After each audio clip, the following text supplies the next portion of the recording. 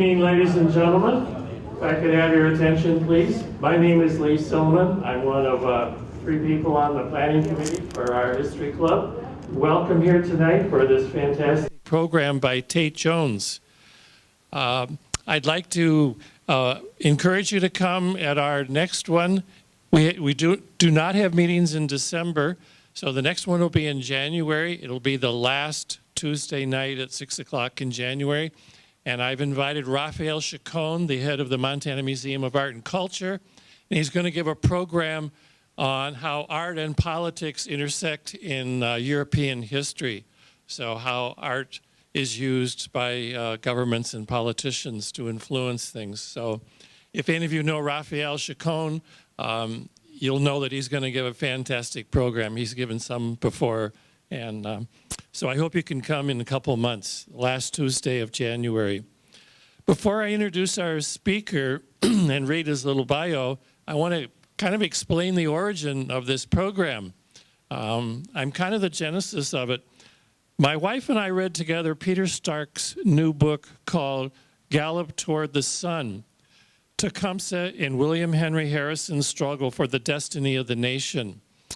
I was born in Vincennes, Indiana, and that's almost the epicenter of this book. It does lead into the current Midwest, Illinois, Indiana, the Ohio River Valley, were important parts of the War of 1812. I did not know that. If any of us know very much about the War of 1812, you know, it's the Star-Spangled Banner and maybe the burning of Washington.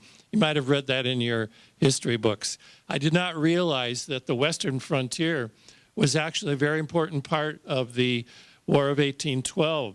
So I learned an awful lot, even though I was born there. I do have an excuse. I only lived 10 days in Indiana. My mother lived in Vincennes. My mother and father lived in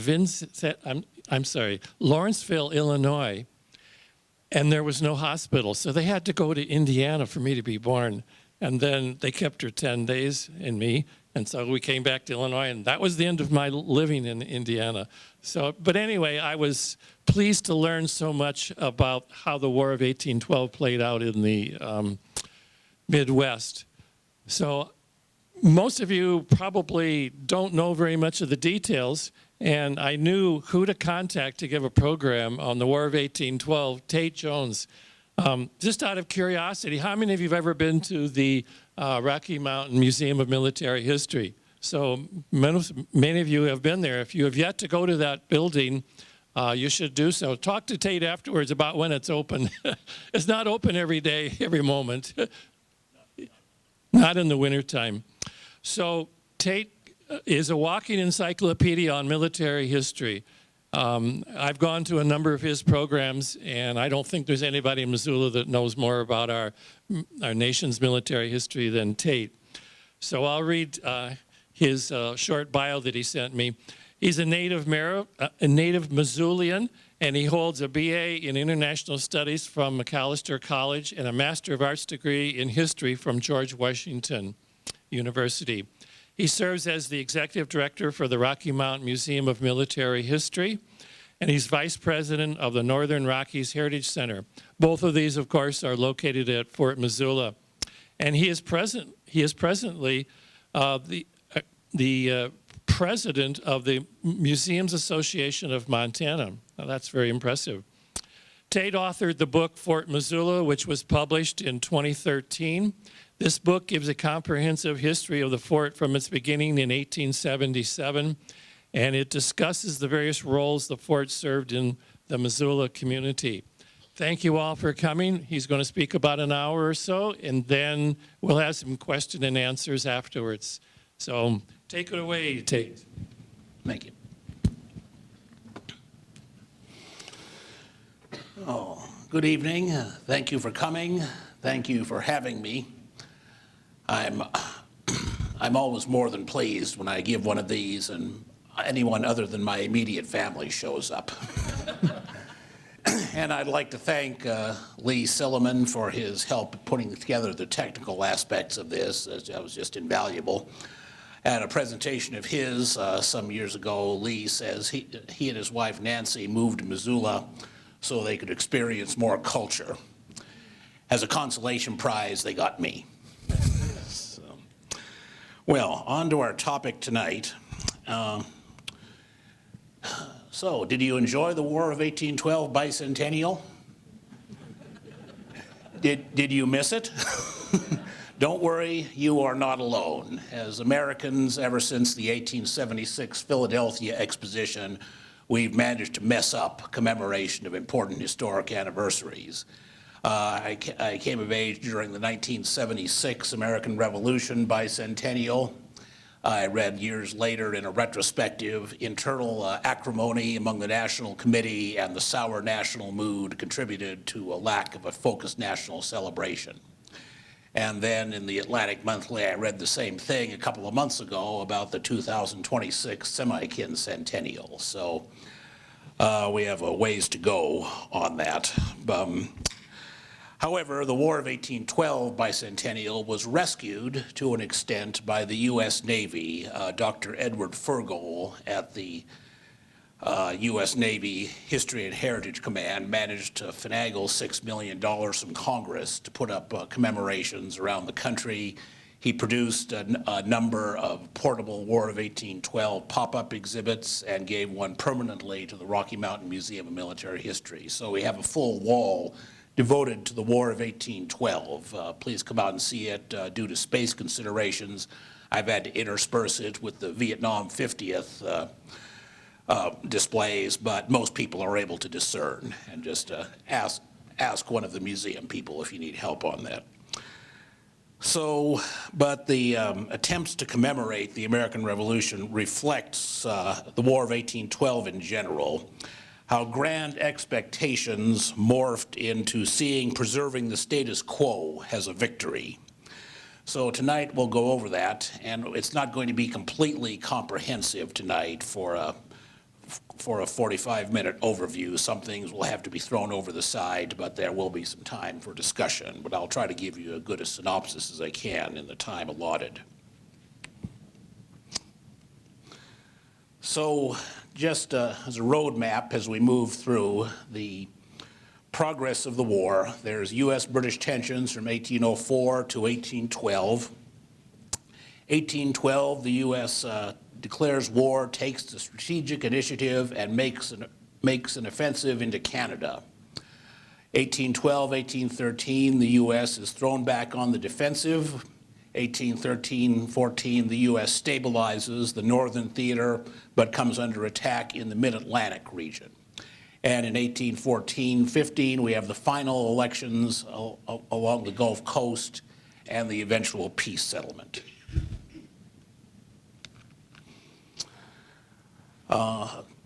Just to give you some more preliminary briefing here, this map shows the principal actions and theaters of the war, and I'd pay attention here to the political boundaries. This is how American politicians of the early 19th century would like to see the world. The U.S. is ascendant all the way from the Atlantic coast to the Mississippi River, preparing to move into the Louisiana Purchase, with British and Spanish possessions to the south, which are hopefully soon marked for annexation into the American Republic. And on to the causes of the early 19th century that leads the U.S. and Britain to war. Firstly is freedom of the seas. We'll talk more about that in a minute. There's a general American resentment of Britain, that Britain has never really accepted the verdict of the Revolutionary War. There is American belief that the British and Canada are arming and encouraging the Indians in the Midwest to hinder American expansion. And of course, we get into American ambition to annex Canada and Florida. The undercurrent of all this is there is severe American political division. Almost universally, the U.S. by 1812 is seen as a fragile democratic experiment with the outcome uncertain. The two major political parties, the Federalists and the Jeffersonian Democrats, question each other's legitimacy to run the country. and they see the other as an agent of foreign influence. The Federalists are seen as British apologists, and the Jeffersonians are seen as agents of the French Revolution. Sound familiar? It is a British policy goal after the Revolution to, even though nominally everything to the Mississippi has been ceded to the U.S., to create an Indian buffer state in the Northwest. The British dragged their feet on implementing the terms of the 1783 peace. They kept garrisons in Ohio, Indiana, Illinois. They kept up a steady supply of arms to the Indian tribes in the Middle West. The administration of George Washington was preoccupied with Indian wars in the Ohio Valley. At the Battle of Fallen Timbers, General Mad Anthony Wayne defeated the Shawnee and opened Ohio to American settlement. And afterwards, General William Henry Harrison began his attempts to solidify American control over Indiana. Opposing them eventually is Tecumseh, Chief Tecumseh of the Shawnee, who has seen what has happened to the East Coast tribes. They've essentially been dissolved and eliminated as independent units, and his idea is we can stop this at the Appalachians if we can unite the southern and the middle western tribes into a grand coalition. And to an extent, the British are willing to encourage his ambitions in this regard. At sea, the British are engaged in a war for survival against Napoleon, and they are making their main effort in the naval sphere. Britain has an enormous appetite for ships and sailors, and they're not able to fully supply their own needs. They see foreign sailors as a source of naval personnel, and especially American merchant ships as well. They really don't accept the legitimacy of the American flag at sea yet, and the British Orders in Council allow the British to simply haul over any American ship they find, board it, and take as many sailors as they need for their own use. So this is all a byproduct of the Napoleonic Wars, and also as a result of the Napoleonic Wars, the British are blockading the European continent and interdicting U.S. trade from reaching the most lucrative markets of the Atlantic world. The British also have contempt for the U.S. Navy, so much so that in 1807, a British warship in the mid-Atlantic area overhauls the USS Chesapeake, one of the U.S. capital ships, a frigate at the time, bombards it, forces the Chesapeake to strike its colors, and HMS Leopard sailors and Marines board the Chesapeake and simply take off as many nominally British-born sailors and Americans as they need to crew the HMS Leopard effectively. So it's a great insult to national honor, and it really gets the policymakers going that if American rights are not going to be respected at sea, they're not going to be respected anywhere else. This is a flashpoint which will develop further. Fanning the flames of this are a generation of American politicians known as the war hawks.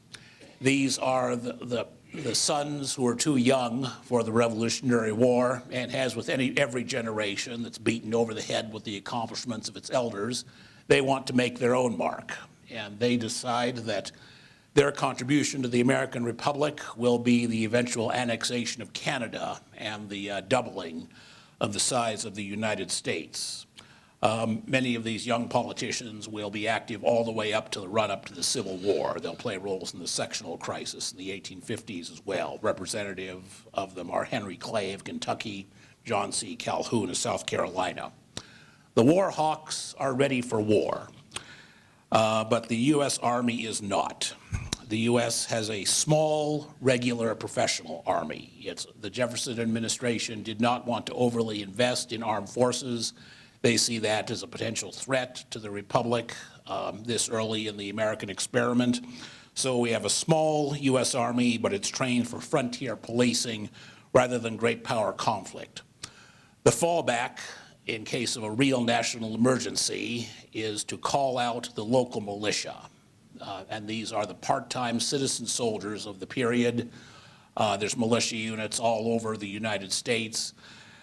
And the myth of the revolution is now developed sufficiently so that one militiaman, Minuteman, what have you, is worth 9 or 10 British soldiers, and all we need to do is just call in the farmers, have them bring their muskets, and this will be done in short order.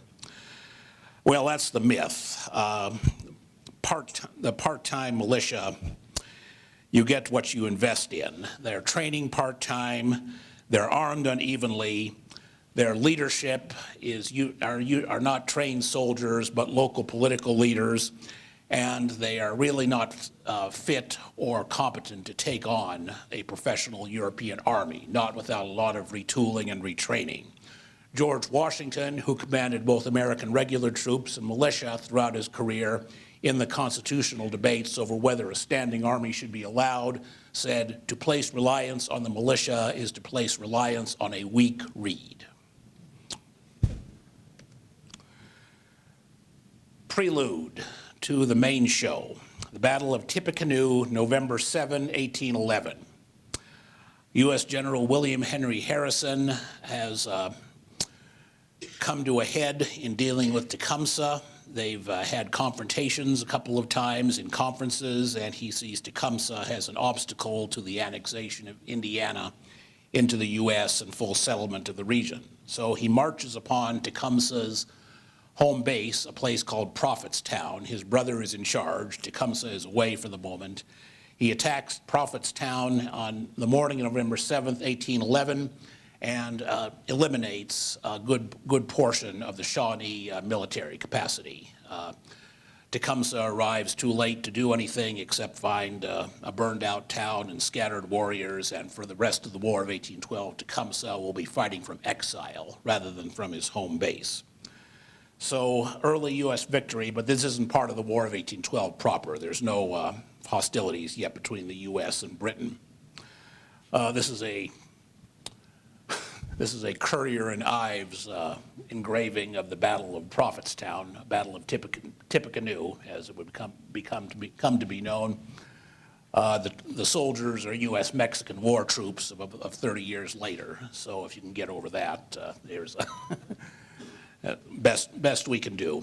As we find throughout the War of 1812, unlike the topics of Gettysburg and Robert E. Lee, it doesn't attract a lot of modern military artists. It's like you can compare the number of people who've painted, for example, in our close to home, number of people who have done paintings about the Battle of the Little Bighorn are countless, and you can count on one hand the number of people who've done paintings of the Battle of the Big Hole of 1877 down the Bitterroot Valley here. So do what we can with what period illustrations we have.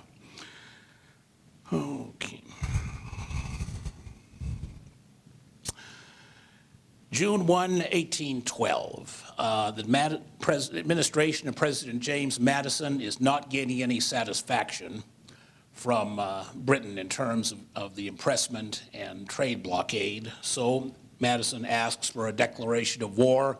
The war hawks push it through, and the war with Great Britain is on as of June 1, 1812. The Jeffersonian Democrats are largely for the war. The Federalists are almost universally opposed. Federalists are concentrated in New England to an extent in the larger cities of the country.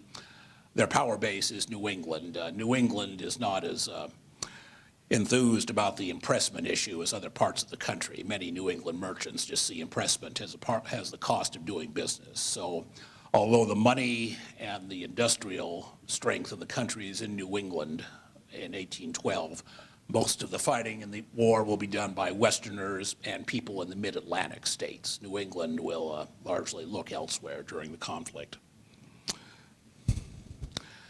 Another map. The world as it actually is, ignore the date on here, but this is the world as it actually is in 1812. Not complete U.S. hegemony from the Atlantic to the Mississippi, but we have the original 13 colonies, and then we have a band of American settlement going along the Ohio River until it hits the Louisiana Territory, and there are very powerful Indian nations to the south of that, to the north and the south of that. There are Spanish possessions to the south, and of course the Canadians and the British are hemming in from the north and hoping to outflank the U.S. with their Indian buffer state in the Midwest. So there are 3 U.S. incursions planned in the initial war plan. Okay, press down. So we'll give you more detail in a minute, but the Americans will make their offensive into Canada at 3 points. 1 at Detroit, Michigan, into Ontario, move a little bit further, mind the shaking hand, around the Niagara frontier, Niagara River, Niagara Falls area, of course, and up the traditional invasion route of the French and Indian and Revolutionary Wars along Lake Champlain into Quebec. Close up on Fort Detroit, right here, present-day Detroit, Michigan. Americans cross the St. Lawrence and they head into what is known at the time as Upper Canada. It's a very ill-planned expedition. It moves a few miles into Canada. The Americans get spooked because they don't know how strong the British are in this area, and they promptly retreat back to Fort Detroit.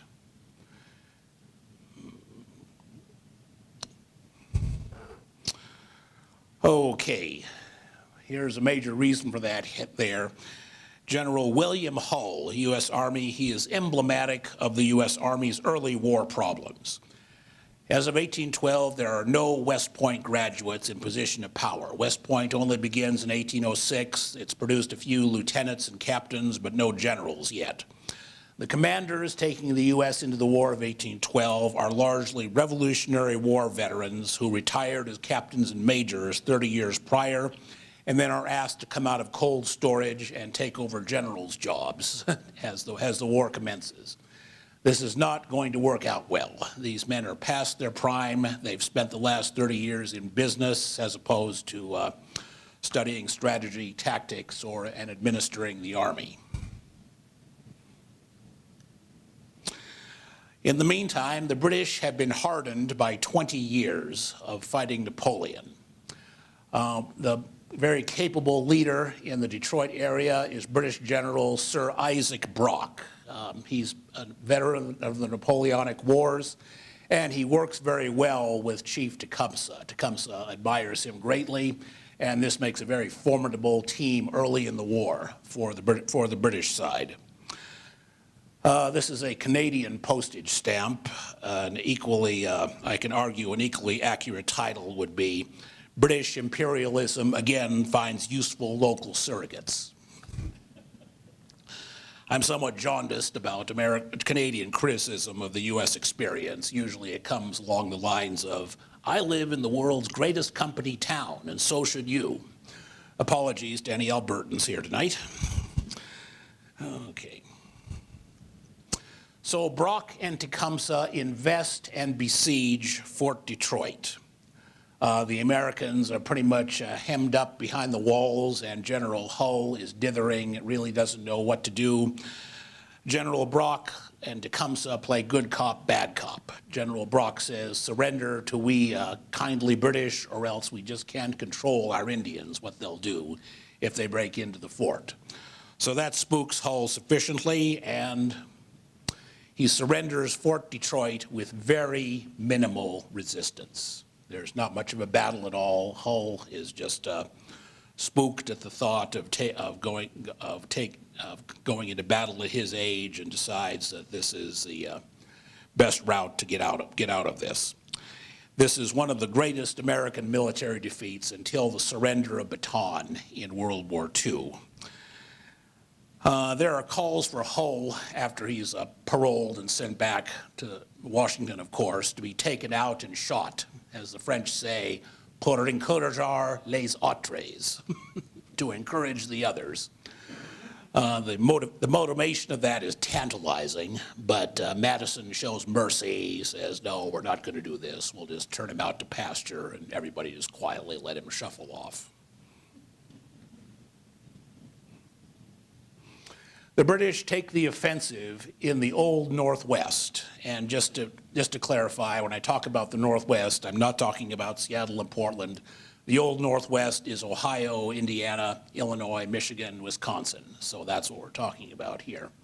But the British are on the offensive throughout the region. The U.S. has lost the initiative, and many strong points and forts are threatened throughout the Midwest. Okay. Close up on that, we see, just go to the left there. The British have taken Detroit. Right there, they're sweeping around the western edge of Lake Erie. The Battle of the River Raisin will take place several months later. That'll essentially be a massacre of Kentucky militia by the British and their Indian allies. But for the moment, they're sweeping around Lake Erie from Detroit, around the tip of Lake Erie, threatening U.S. strong points at Fort Meigs and Fort Stephenson. And the further they can break into the Midwest, the more they'll threaten established U.S. settlements in Ohio and eventually New York. Okay. One more map. Appropriate here to bring out Civil War veteran Ambrose Bierce's comment that, quote, "War is God's means of teaching Americans geography." It goes right next to my other favorite Ambrose Bierce quote, which is, "War is a means of settling international disputes which might otherwise lead to violence." Okay, so this is the Northern Theater. Again, gives you a bit close-up on the better close-up on where the main actions are taking place. We've talked about Detroit. We'll be moving on to the Niagara frontier, and then Plattsburgh, New York. Again, Detroit, Niagara frontier, and Plattsburgh, Lake Champlain Valley.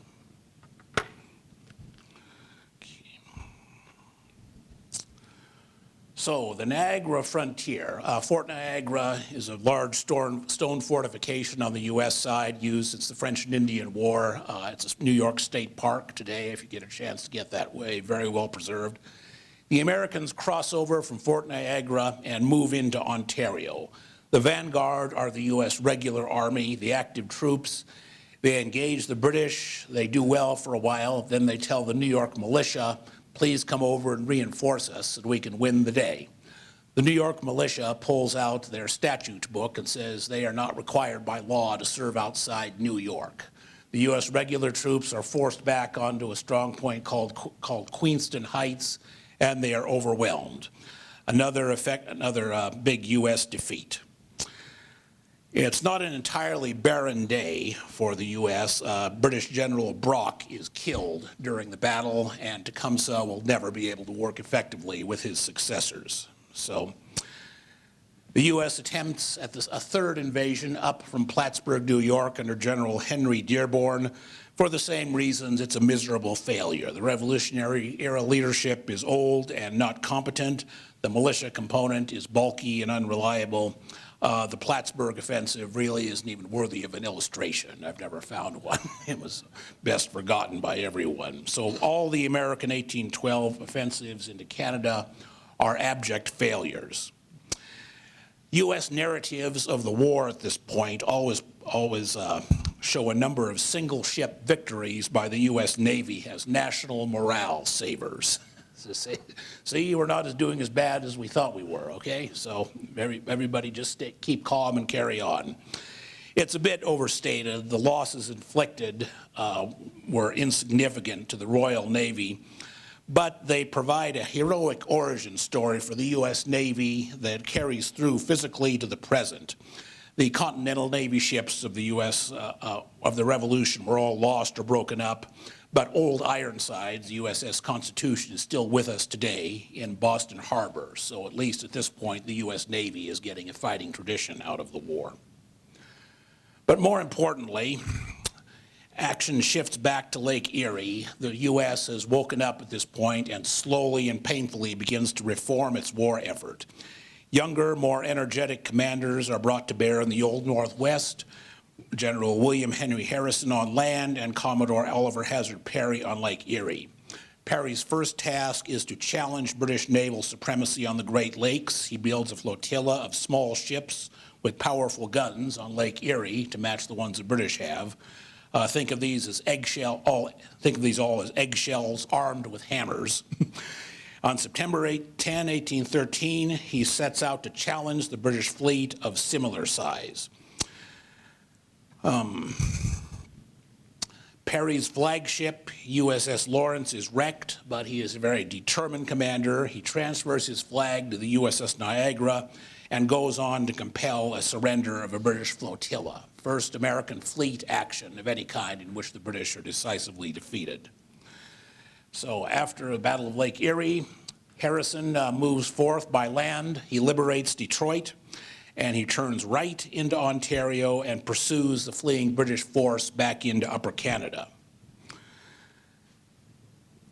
The most important result of the Battle of the Thames is Tecumseh is killed, and with him dies any hope of a grand trans-Appalachian Indian coalition.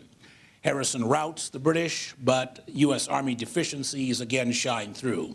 The planning has been acceptable for the battle, but it is inadequate for a prolonged offensive. Late in the fall, Harrison has to turn back to Detroit due to the oncoming cold season. You have to plan well for winter campaigning. If you're going to move men, you need wagons, you need horses. If there's no grass on the ground, the horses aren't going to eat and your wagons aren't going to go anywhere. So again, at this point, there are not any professionally trained U.S. Army logisticians or West Point staff officers to see to these things. In New York, there's also a major military reform on the Niagara frontier. The state militia are placed under firm federal control, training, and discipline. Major General Jacob Brown and Brigadier General Winfield Scott emerge and take the higher commands in the theater. Scott is the most prominent U.S. soldier from 1812 until the Civil War, and during that period, he will essentially be Mr. U.S. Army for the country. The Army of the Niagara Frontier moves into Canada again and engages the British at Chippewa, Ontario. There is one U.S. regular regiment which has been outfitted in gray coats, seen here, and as the story goes, the British general saw the gray-coated soldiers approaching, and he said, "Well, here comes that damned Albany militia again. We'll make short work of them." Well, they keep coming and coming and coming, and the general says, "Those are regulars, by God." And in honor of the U.S. victory at Chippewa, the British are compelled to retreat. Today, the West Point cadets, as their dress uniform, wear the gray coats which were brought out at Chippewa when they have dress parade. Okay. Scott and Brown keep moving him to Canada, and they engage the main British force again at Lundy's Lane in the summer of 1814, July 25. There is heavy fighting and disproportionately heavy casualties. Generals Scott and Brown are severely wounded. The battle is fought to a draw. It's a much better improvement over early American efforts, but again, U.S. logistical and reinforcement planning are inadequate for a prolonged campaign. The U.S. force again has to withdraw due to logistical issues, and they go to British Fort Erie on the Niagara River. Fort Erie is a captured British fort on the Niagara frontier. From August and September 1814, the British regroup and they besiege the Americans at Fort Erie. The Americans fight well. It's a very effective defense, and the British are eventually forced to withdraw. Compare this to what we saw the year previous at Fort Detroit. At this point, the better people are coming forward to command the U.S. Army. The troops are more experienced, and we're beginning to work out the problems of supplying a field army. We're learning as we go. Still, it's going to be a very tough learning curve to come. That is the end of significant fighting on the Canadian border for the war. The action now shifts to the mid-Atlantic region. The British, at this point, have defeated Napoleon. They can start transferring men and ships from the European theater over to the American one to try to put a finish to this thing. Another map, the Mid-Atlantic Theater in 1814. The British established what's known as the Chesapeake Flotilla in Chesapeake Bay, of course, And this is a very powerful British fleet that can pretty much raid and go anywhere it wants at will in Chesapeake Bay. There's no U.S. naval force of significance to oppose it. There is Commodore Joshua Barney's Mosquito fleet. These are essentially large rowboats with a couple of powerful guns. They can come out from behind an estuary or a sandbar or something, get a shot off, and then duck up a stream or a creek that's too shallow for the British to pursue. So Commodore Barney does what he can with that, but again, it's not going to be decisive. Chesapeake Flotilla launches a number of raids throughout the Chesapeake region, landing troops and then recovering them, and then it engages in a larger expedition to capture Washington, D.C. The main American units at this point in the war are engaged along the Canadian border. There is only an ad hoc force of Commodore Barney's flotilla men, sailors, some U.S. Marines, and a lot of local militia able to defend Washington. So this is put together pretty much overnight and ad hoc by the Washington authorities. And the British, under another very capable leader, General Robert Ross, have come ashore along the Patuxent River in Maryland, and they are and between them and Washington, D.C. is the Maryland town of Bladensburg. The Americans prepare their defenses at Bladensburg and try to intercept the British at that point before they can get into D.C. The American effort, which doesn't have much raw material to work with to begin with, is ill-planned and very ill-coordinated. At one point, President Madison, Secretary of State James Monroe, and the nominal commanding general, General Winder, that's not even really, his name really isn't worth mentioning. He's just a political appointee who happens to be in the area when all this is going down. They all show up at the same time and start issuing contradictory orders to the American force in the field. So very ill-coordinated. You can't run an army with three generals in charge at the same time. So the British attack at Bladensburg, and the result is predictable.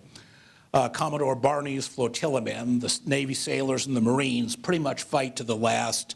The American Maryland militia are overwhelmed by their first encounter with British troops who've been fighting Napoleon for 20 years now. Their defense melts away, and a panicky flight back to Washington ensues, which will become satirized as the Bladensburg races.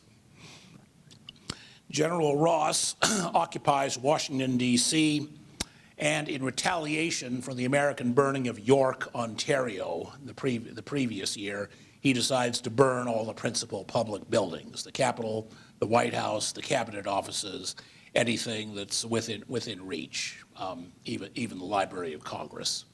So he his troops set fire to all this, engaged in looting.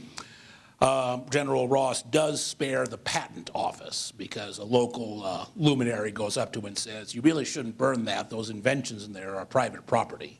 So he says, "All right." And when Congress comes back to town, they of course meet in the patent office when after the Washington is recovered.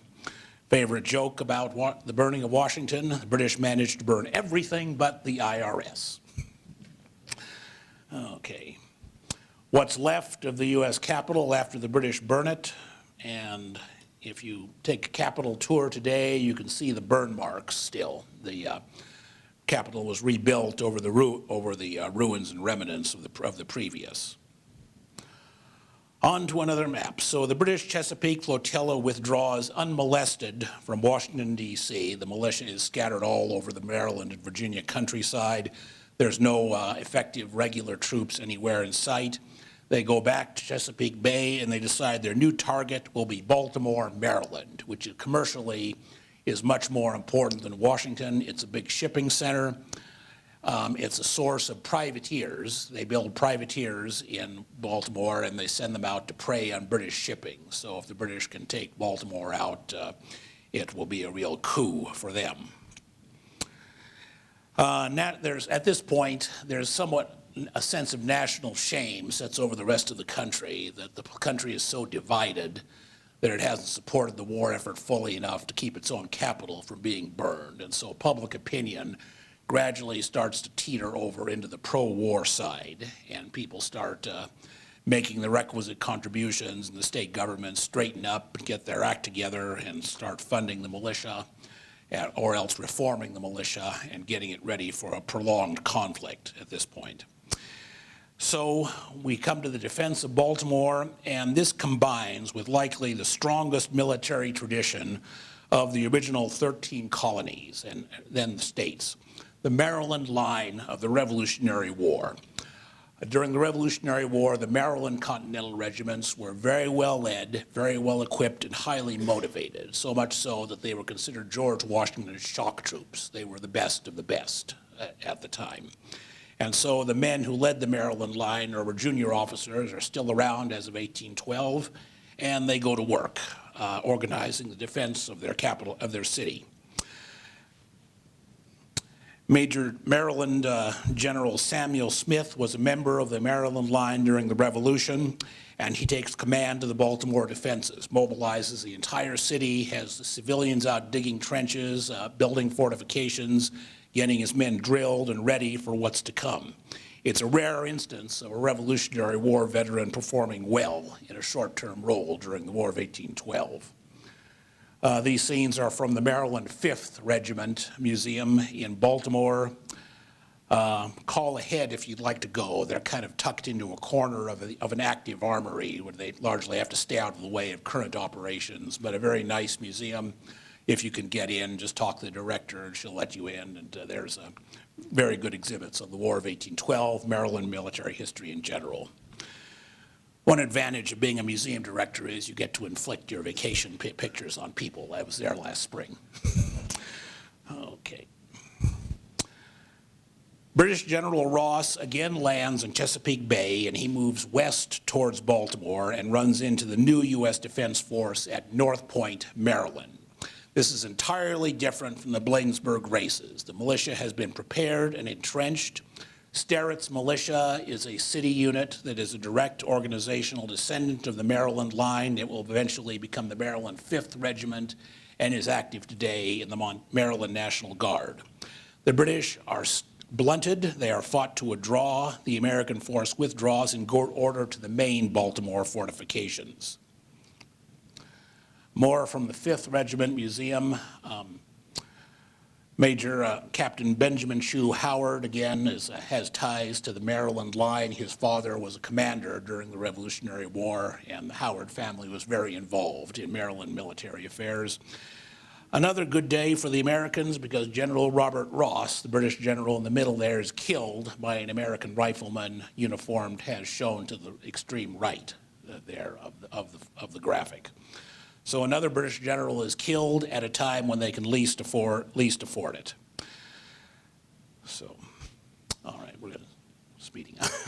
Okay, all right. So that's the land. General Ross pulls up outside the main Baltimore fortifications and waits for the decisive battle, which will be by sea. Fort McHenry in Baltimore Harbor has to be demolished before the British fleet can move into Baltimore Harbor and support the land component. Now, the U.S. had, from the Washington to the Jefferson administrations, invested very heavily in coastal fortifications. This now paid off. Fort McHenry is a very tough nut to crack, and Major George Armistead has a very experienced artillery garrison ready to meet the British fleet. Major Armistead's descendant would die leading Pickett's charge as a Confederate general a couple of hundred miles away at Gettysburg in 1863. September 13, 14, 1814. The British bombard Fort McHenry. It's like watching two football players crash into each other. Fort McHenry has so much masonry and earthwork around it that it's unless you get a lucky hit on the powder magazine, all you're doing is essentially throwing marbles into sand when the British ships come up and try to bombard it. Unfortunately, the Fort McHenry ships, cannon can't be armed very well at nighttime. They score minimal hits on the British ships. So again, it's like watching two linemen go bump, bump, bump against each other. Okay, on to the real famous part. Francis Scott Key is one of the original Washington lawyer lobbyists. During the Chesapeake campaign, a doctor friend of his in Maryland had been captured by the British. Key went to them to negotiate his release. The British say, okay, but you have to stay on board ship during the battle, so you can't give away our plans. On the morning of September 14th, the fog clears. Key sees the U.S. flag is still flying over Fort McHenry, although why he couldn't discern the battle's progress just by listening to the chatter among the sailors, I'm not quite certain, but don't get in the way of a good story. Key is rowed ashore, goes home, and starts writing some verses, and at least the War of 1812 has bequeathed the U.S. what will become its national anthem. The British Chesapeake flotilla withdraws and recovers the late General Ross's troops. It pulls out of the bay and it sails on to the Gulf Coast. At the same time as the Battle of Baltimore, the British are making another invasion attempt down the old Lake Champlain corridor towards Albany, from Quebec to Albany, New York. They will need to control Lake Champlain to do so, but their naval component is stopped at Plattsburgh, New York, by an American squadron under Master Commandant Thomas McDonough of the U.S. Navy. And so that is a British failure as well. They withdraw back to Quebec. While else is going on, 1814, 1815, the Federalists have got together, and they are so appalled at the war's continuance that they get together at Hartford, Connecticut, and begin discussions on seceding New England from the Union. This doesn't go anywhere. It's overwhelmed by events. Nobody's going to talk about secession while you're winning battles, and so the Hartford Convention goes off into ignominy. But it does leave a black mark on the Federalists from which they'll never recover. Okay, the late U.S. success in the war, plus the end of the Napoleonic Wars, convinces both sides now is a good exit point. The Treaty of Ghent, Belgium, ends the War of 1812 on December 24, 1814. It essentially restores the status quo. Impressment is over, and the U.S. gives up its Canadian ambitions. But news of the treaty does not reach the U.S. until February of 1815. There is one more act to go. The British Chesapeake flotilla targets New Orleans. If they can capture New Orleans, they can shut off American trade from the Midwest to world markets. New Orleans is critical for that. Plus, there is a danger that if they get in New Orleans, they will drag and they do have to give it up by treaty, they will drag their feet, as they did in the Midwest during the Revolution. So U.S. General Andrew Jackson takes command in New Orleans. He has been engaged during the war mainly in a side conflict against the Creek tribe in the South during the war. Jackson mobilizes New Orleans. He declares martial law, ruffles a lot of feathers, but that's Andrew Jackson being Andrew Jackson. And he entrenches at a place called Chalmette Plantation to the southeast of New Orleans generally. On December and January of 1815, the British, now under General Robert Pakenham, land in Louisiana, and they march on New Orleans. Jackson prepares his blocking position at Chalmette Plantation, pretty well shown in this engraving right here. A little bit more clarity here. January 8, 1815, the Battle of New Orleans. Well-fortified U.S. regulars, militia, Indian allies, and irregulars cut down repeated British charges with musket and cannon fire. It's basically Bunker Hill on steroids. The British incur significant losses. They cannot break through to New Orleans. And predictably, another British general is killed. General Pakenham takes the fall during the battle. The British withdraw from Chalmette, reboard the Chesapeake flotilla, and sail away from New Orleans, and that is the end of active combat for the War of 1812. So, finishing up with consequences of the war, increased American patriotism is one. To an extent, Americans quit thinking of themselves as Virginians and New Yorkers and more as citizens of the nation as a whole. That gets the process underway. It will take the Civil War to finish that off, but this sets the trend, and the trend will not be stopped. Localism starts to perish, and nationalism takes its place. More on this in a minute. Broke the strength of the Native Americans in the Midwest and the South toward the U.S. government. opened the way for expanded American overseas trade after the war, and very importantly, it proved that the country could defend itself against invasion from a major world power. What turned out to be a war, what started as a war for Canada turned out to be a war to secure and annex the Midwest and the Mid-South. In both regions, tribal organizations were eventually depopulated and forced at bayonet point to move to Oklahoma under the Jackson administration. The Midwestern tribes had largely chosen the British side, paid the price of defeat. Some Mid-South tribes had tilted toward the Americans, but that cut very little ice with Andrew Jackson. All of them were removed to Indian Territory. Not really getting into the Trail of Tears tonight, but an important context is Jackson grew up in an era when America was under constant threat of foreign invasion, and when he died, that problem had largely been pushed off the table, and a lot of that is due to his efforts. He was used to Indian tribes playing off one side against the other, playing great power politics, trying to get with the British, the French, the Spanish, the Americans, whoever they could cut the best deal with. And when we look at the Trail of Tears, probably what entered into his thinking was, even though people were with us the last time, that could easily change.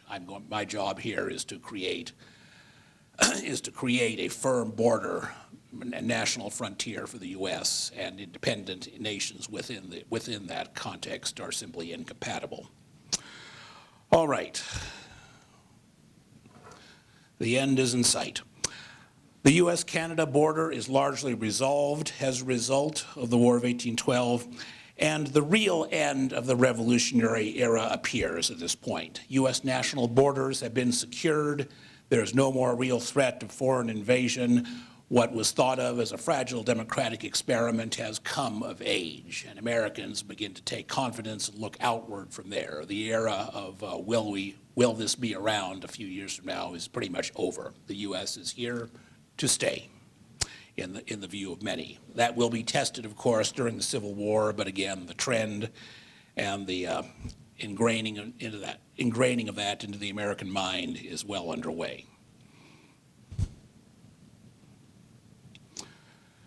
So, in conclusion, U.S. maritime rights as a result of the war are reaffirmed in practice. There is a new sense of American national consensus. The war marks the end of the Federalist Party. Political debate now largely takes place within one party. There are now Jeffersonian Democratic Republicans, or as they're called at this point, Jeffersonian Republicans, distinct from Lincoln's people, and National Republicans, which are former Whigs or Whig-leaning people, or which are former Federalist-leaning people. So because we have one party and the debates are largely within that single party, until the Whig Party emerges as a result of the slavery issue, the U.S. for the next 20 years after the war is engaged in what is now called the era of good feelings, which seems very distant at this point. Well, again, I thank you. I'll have some time for discussion. It's like Mark Twain said, it's a terrible fate to be talked to death. So now I'm happy to listen to your comments, questions, or what have you.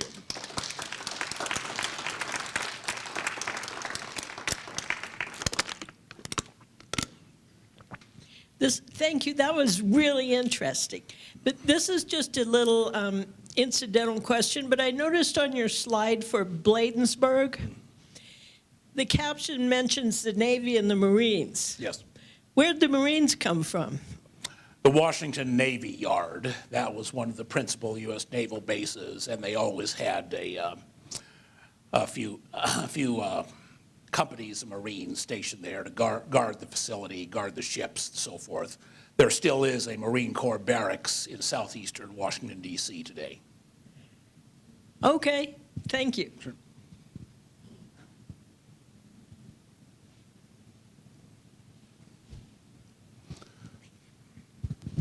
I just started reading, I think it's Doyle's Fur, Fortune, and Empire book, and it mentions the fur trade had something to do with the War of 1812. Do you have any information on that?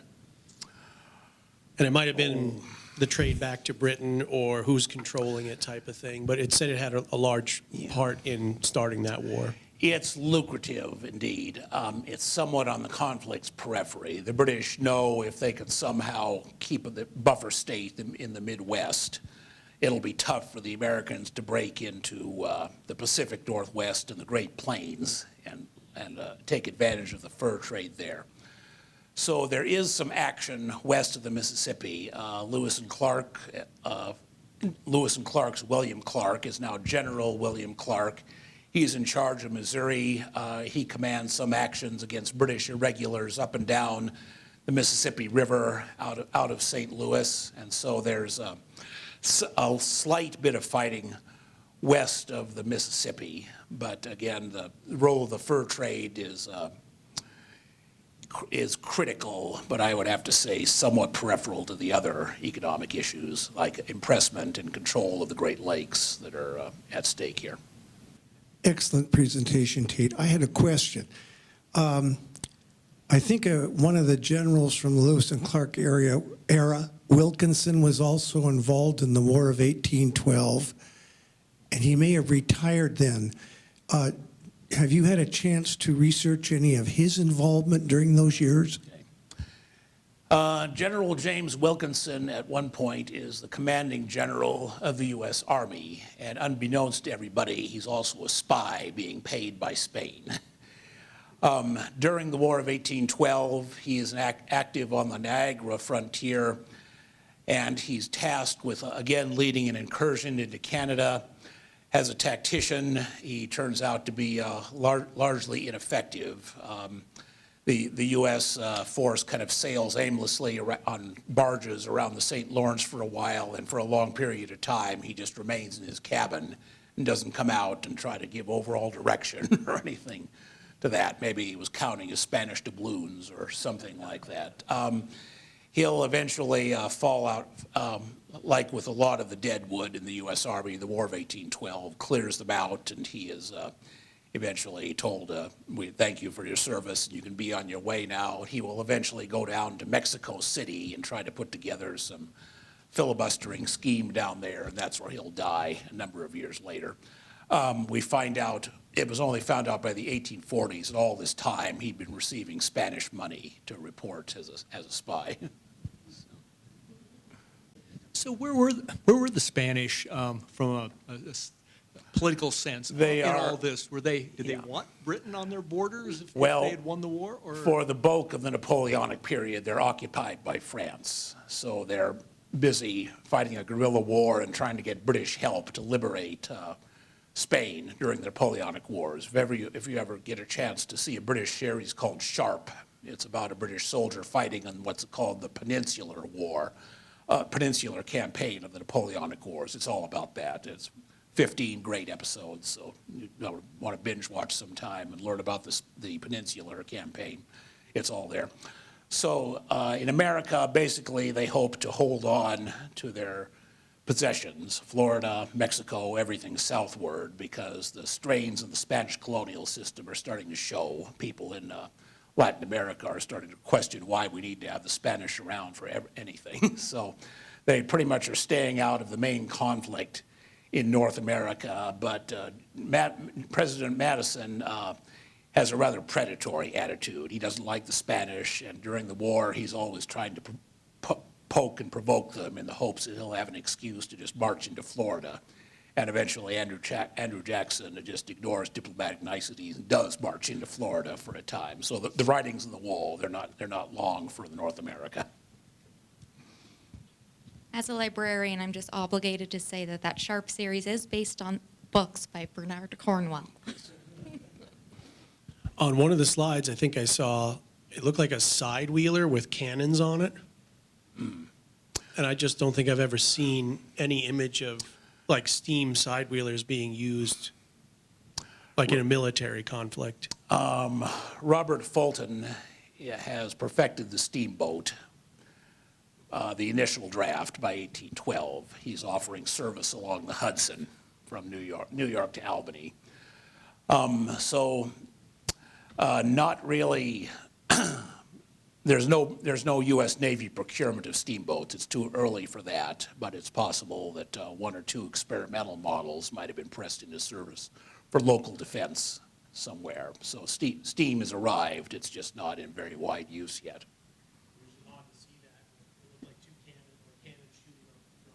Oh, very, very likely. That's the Battle of New Orleans graphic. Yeah, I'd have to look it up, but I'd say you could say reasonable confidence there was an experimental steamboat pressed into service by the Americans at that point. So. Tate, did the War of 1812 finally instigate the creation of a national army and reinforce a stronger navy? Basically, it was it showed us what not to do. First of all, the American generals who were victorious at the war's end, joined by the up-and-coming West Pointers over the next 20 years, said that's the end of the militia system. We're not going to rely on local people to fight the nation's battles anymore. If we go to war, these people from the militia are going to come into state regiments, and they're going to come under federal discipline and command. So if you the state governors and the state organizations are kind of pushed to the side in times of war. And in 1861, when the real big show breaks out, they're told you send the men, and the federal people will see to their equipping, training, and discipline, and will appoint the officers too. So the militia system has an active campaign force. It goes away at that point. And of course, it'll be finally finalized in 1903 with the Dick Act in Congress, when maintaining militia units just becomes too expensive for the states, and the federal government comes in and said, from this point on, we will pay for the National Guard, with the understanding that we federalize them whenever they're needed, and no back talk from the states about that. So along with the West Pointers, we get a larger active army, larger regular army too, mainly to take on more roles in the West. And by the time 1861 comes around, we have a pretty good cadre force that's able to take in all the volunteers and mount effective field campaigns. The Navy gets more investment after the war as well. We fight the War of 1812 with frigates, which for lay people are essentially two-deck warships, 2 decks of cannons. The big capital ships of the time were called, quote, ships of the line. They had 3 or 4 decks of cannons. So after the War of 1812, the U.S. starts investing in ships of the line and puts together about 14 or 15 throughout the 1830s and 1840s. And of course, when the steam era really arrives in the 1840s, we're able to dispatch a pretty powerful fleet to get supremacy in the Gulf of Mexico. And of course, during the Civil War, the U.S. Navy becomes probably the second or third ranked force in the world in terms of naval strength. Also, the U.S. Naval Academy gets going after the War of 1812 too, and that provides a built-in constituency for force expansion. Well, I don't see any more hands, and I am very impressed with the program you put together. I think you validated my claim that you know a lot about U.S. military history. If you got a question. So normal people don't have to. I encourage you to go out to the Military Museum at Fort Missoula and pay attention to some of the programs that he offers out there, and maybe get onto his list. And I'm sure you'll be glad to chat with anybody that wants to come up afterwards. There's no program in December, and hope to see you in late January for Raphael Chacon. Thank you very much for coming tonight. Thank you.